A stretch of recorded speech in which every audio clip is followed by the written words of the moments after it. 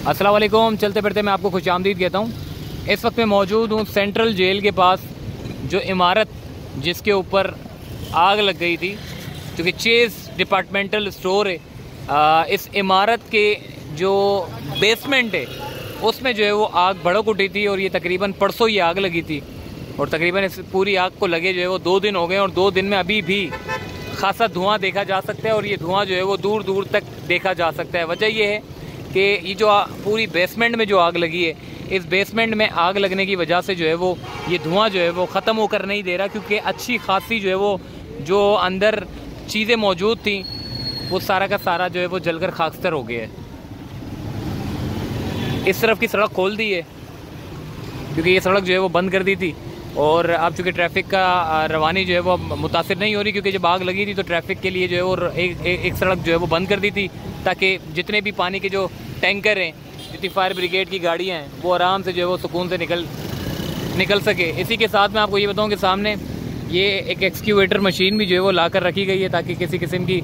रुकावटें उनको हटाने के लिए जो है वो इस्तेमाल में लाई जाएँ। तमाम फायर टेंडर अभी यहाँ मौजूद हैं, हटाए नहीं गए और टैंकर जो है वो जा रहे हैं और आ रहे हैं। अभी भी टैंकर का जो लाइनें वो देखें, अगर आप सामने की तरफ देखें, जो लाइटें लाल कलर की जलबुझ हो रही है, वो लाइटें जो है वो अभी भी टैंकर जो है वो लगे हुए हैं, लाइन से आ रहे हैं और जा रहे हैं और आग बुझाने का अमल, हालांकि आग बुझ चुकी है, ऐसा नहीं है कि आग लगी हुई है, आग अब बुझ चुकी है और ये धुआं इसलिए आपको नज़र आ रहा है अभी तक, हालांकि 2 दिन हो चुके हैं इस आग को लगे और ये धुआं जो है वो उठता चला जा रहा है। उसकी वजह ये कि देखें इसके अंदर जो है वो बहुत सारा सामान था, जो कि चेज़ डिपार्टमेंटल स्टोर का, अगर आप उस सामान के बारे में बताएं, ज़रूरियात ज़िंदगी की तमाम चीज़ें यहाँ मौजूद थी और इसके अलावा जो है वो तमाम पहनने ओढ़ने की, एक समझ लें एक पूरा बाज़ार है। इस बाज़ार में आपको राशन का, इस बाज़ार में आपको खाने पीने का हर चीज़ आपको मिलती है और ये तमाम की तमाम चीज़ें जो है वो जल कर खाकस्तर हो गई है। और ये जो चेज़ डिपार्टमेंटल स्टोर है, इसके मालिक के ख़िलाफ़ जो है वो FIR भी दर्ज कर ली गई है, मुकदमा दर्ज कर लिया गया है, क्योंकि उसने जो मुताल्लिका इदारे हैं उन्होंने ये FIR दर्ज कराने में जो मुकदमा दर्ज कराया, उन्होंने ये दिफा शामिल की है कि जी जो स्टोर में जो बेसमेंट इस्तेमाल की जा रही थी, जो बतौर पार्किंग के तौर पर इस्तेमाल होनी थी, उसको जो है वो उन्होंने गैर कानूनी तौर पे जो है वो वेयर हाउस बनाया हुआ था, जिसकी वजह से जो है वो ये आग लगी और आग को बुझाना जो है वो बड़ा मुश्किल काम हो गया। थोड़ा सा रिहायशियों के बारे में लाज़मी बात करूँगा। रिहायशियों को इस वक्त जो है वो इस पूरी इमारत को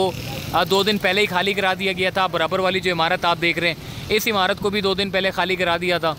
और अब जो है वो एक तरफ की सड़क खोल दी है और आग बुझाने का अमल जो है वो तकरीबन सुबह के औकात में जो ये आग को जो है वो बुझा दिया गया। अब सिर्फ धुआं उठ रहे हैं और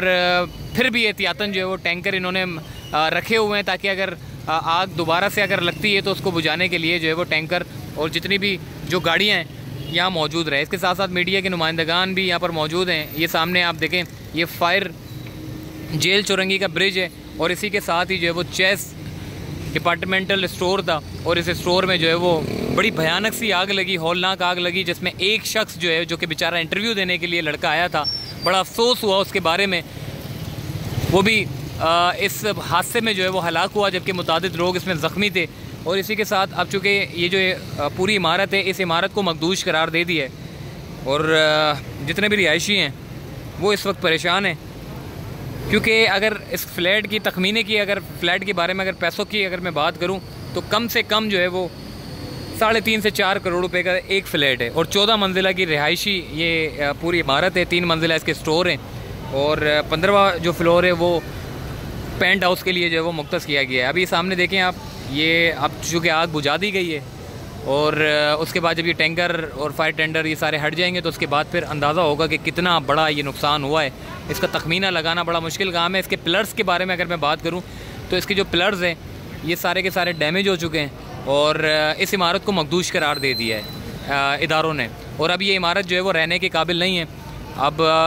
देखना ये है कि इस इमारत का मुस्तकबिल क्या होगा। अभी तो फ़िलहाल ये दोनों इमारतें जो कि बराबर में एक इमारत है, इसके बराबर में एक और इमारत है, ये दोनों इमारतें जो है वो खाली कर दी हैं। सामने की तरफ अगर मैं आपको दिखाऊं, ये सामने जो है वो जो धुआं उठता हुआ नज़र आ रहा है, हालांकि आग बुझ चुकी है, मगर जो सामान अंदर पड़ा हुआ था उसमें जो आग लगी थी उसका धुआं जो है वो जितना भी पानी डाल रहे हैं वो उड़ता चला जा रहा है और ये तकरीबन ये धुआं जो है वो मेरे ख्याल आज रात तक ये निकलता रहेगा और कल सुबह तक जाकर जो है ये धुआं थमेगा। लेकिन बहरहाल सेंट्रल जेल के पास जो सड़क को जो बंद किया गया था, चूँकि जब ये हादसा हुआ था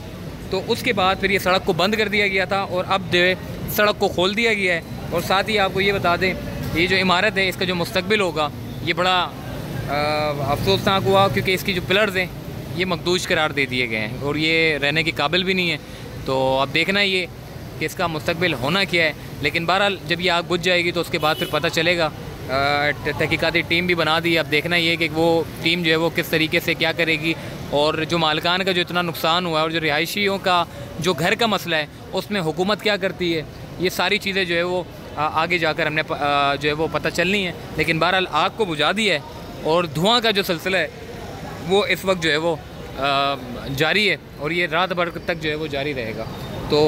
चलते फिरते से दीजिए इजाज़त। लोग आ रहे हैं, देख रहे हैं इस इमारत को, क्योंकि ये वजह ये है कि बड़ी मसरूफ़ और बड़ी मशहूर और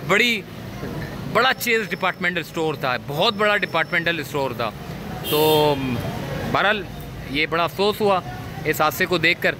चलते फिरते से दीजिए इजाज़त, तब तक के लिए अल्लाह हाफ़िज़।